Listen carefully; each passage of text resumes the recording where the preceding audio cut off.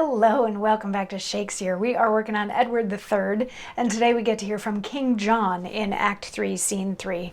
So we've reached the part of the play where the war is well underway, but we had to have a little bit of a meeting of the kings in the middle of the battle.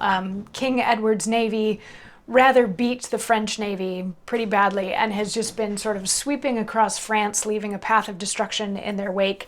And King Edward and Prince Edward brought their troops together, destroying things along the way, and they've met up and are like, we're doing good. And then King John came in, and there's been a lot of back and forth for the past couple of days of, we're going to beat the pants off you, no, we're going to beat the pants off you, and sticks and stones may break my bones, but names will never hurt me. All of this kind of stuff going back and forth, to the point where yesterday everybody else was getting involved in it too. Charles and Darby and Audley.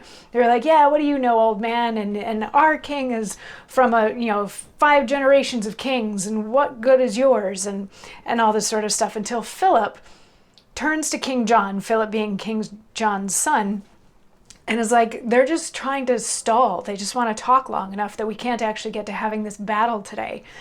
So King John then turns to his people, because of course he didn't show up by himself, like his army and his people are there. He turns to his people and he says, Lords and my loving subjects, knows the time that your intended force must bide the touch.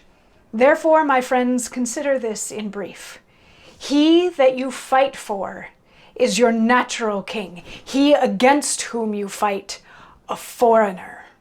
He that you fight for rules in clemency and reigns you with a mild and gentle bit.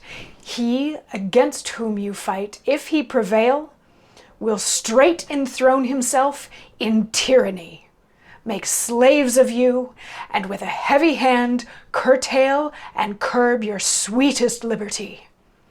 Then, to protect your country and your king, let but the haughty courage of your hearts answer the number of your able hands, and we shall quickly chase these fugitives.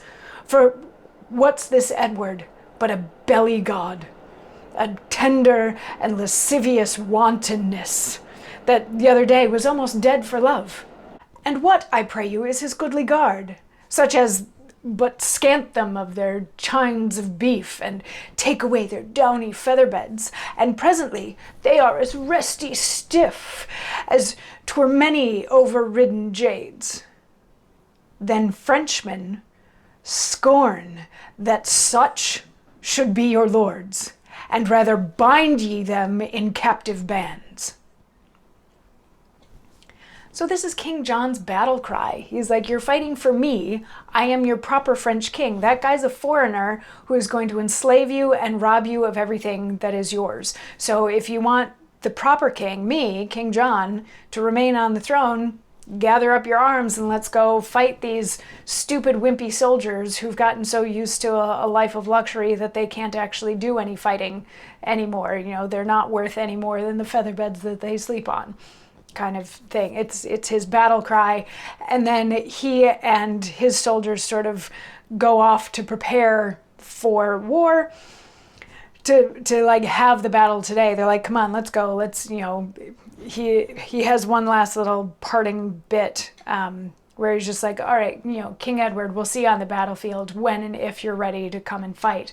And they sort of exit. So now it's just the English side left on the stage. And of course, King Edward is going to have sort of a battle cry monologue too, and we will get to hear that tomorrow.